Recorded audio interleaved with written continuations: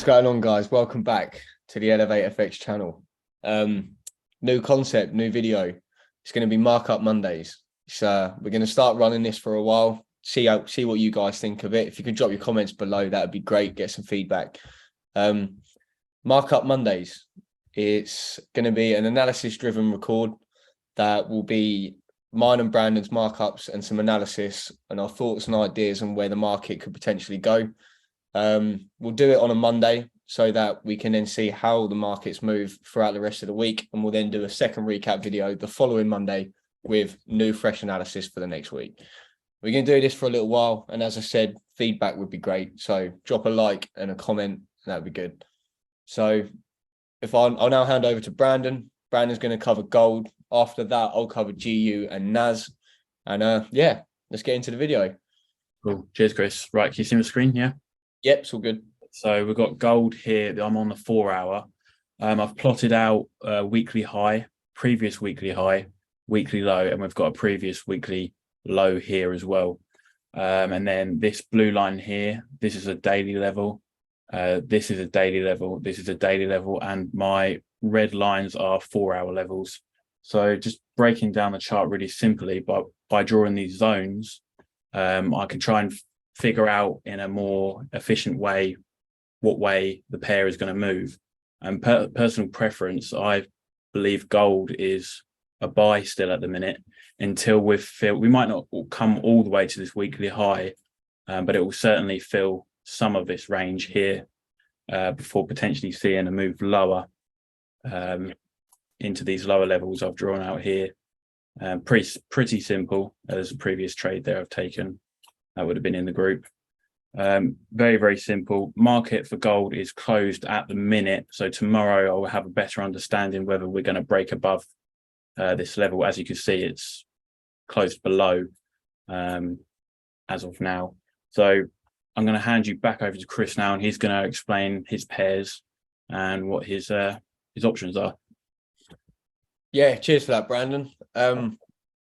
One thing, as you can see from Brandon's analysis, is we're very keen on clean charts, not over cluttering, keeping it simple. Price action and structure is the key to success in the markets. So just a quick little rundown on GBP USD again. I did cover this in the previous video prior to this one, so if you want to go back and watch that one quickly first, by all means do that. So basically what I'm looking for is I'm personally bearish on the pound overall currently due to fundamental factors, and personally I believe that there's a lot of retail buyers in the market at the moment more than institutional buyers. That's just my own personal preference. I've been in the markets for a little while and I do trust my bias. As you can see here, we've got a nice little 4 hour liquidity zone coming along quite nicely from these bodies into these bodies. We've got a nice couple of wick rejections here with a fake out to fish out liquidity to push higher.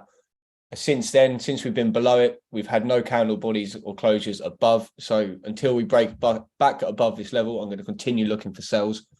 We've currently got a nice head and shoulders formation here, which price actually did come and fill into that liquidity region, which also gives me a seller's bias because we've now also printed a lower high swing.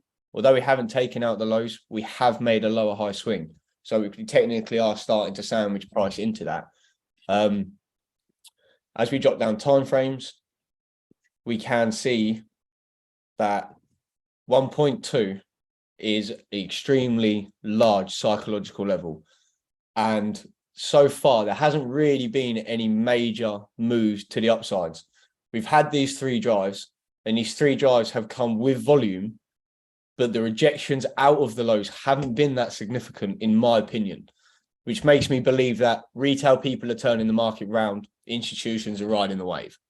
And normally it's the other way around. So in my opinion, there's a lot of stop losses under this level.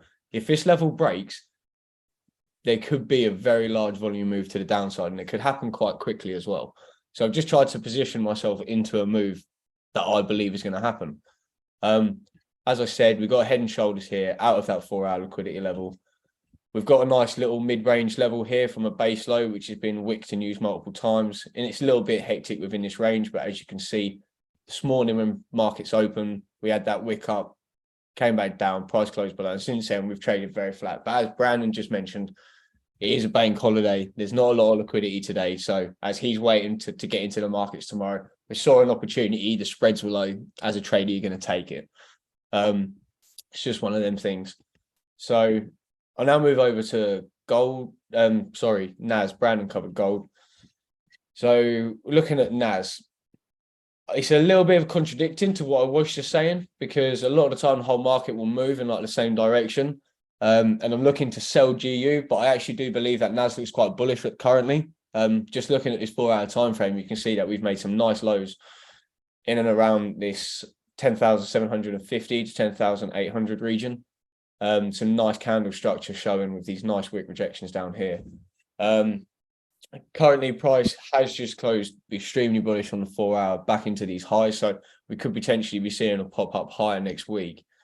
The only thing I would keep into consideration is, as long as if we don't break and close above these little wick highs here, then price could quite easily just fake out and come all the way back down. We have to get them closures above.